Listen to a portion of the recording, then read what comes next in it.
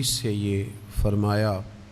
کہ تو نے حضرت آدم علیہ السلام کو میرے حکم کے مطابق سجدہ نہیں کیا،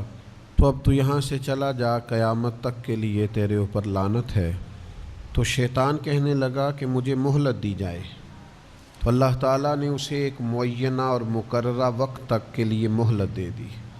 تو اس نے کچھ دعوے خود کیے، کہنے لگا کہ میں لوگوں کے رستوں میں بیٹھوں گا، انہیں گمراہ کروں گا، ان کے خلاف چالیں چلوں گا، وسوسہ اندوزیاں کروں گا، اور کس حد تک لوگوں کو گمراہ کروں گا اور کن کن کو گمراہ کروں گا۔ اس نے کہا میں ان سب کو اجتماعی طور پر گمراہ کروں گا، ہر ایک پر اپنا جال پھینکوں گا، ہر ایک کو اس کے معاملے کے مطابق راہ حق سے ہٹانے کی کوشش کروں گا، الا عبادک منہم المخلصین، لیکن مالک جو تیرے مخلص بندے ہوں گے نا،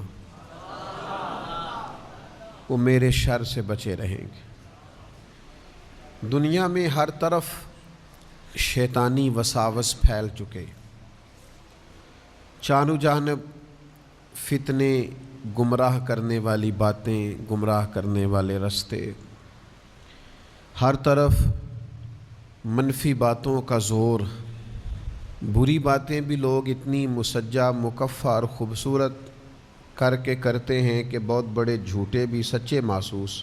ہوتے ہیں معاذ اللہ۔ بہت کم لوگ ہیں جو اس گمراہی سے بچتے ہیں۔ وہ کون ہیں؟ ان کی ایک ہی تعریف قرآن مجید نے بیان کی کہ وہ اللہ کے مخلص بندے۔ جتنا کسی کے اندر اخلاص ہوتا ہے، جتنا وہ تصنع سے بچتا ہے، جتنا وہ دکھلاوے سے بچتا ہے، جتنا وہ شہرت سے بچتا ہے، جتنا کوئی شخص اپنے اعمال کو چھپا کر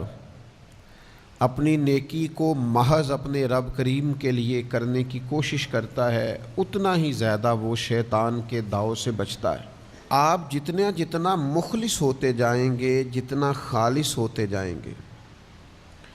جتنا آپ تصنع سے، دکھاوے سے، ریاکاری سے، بناوٹ سے، شہرت سے بچتے جائیں گے،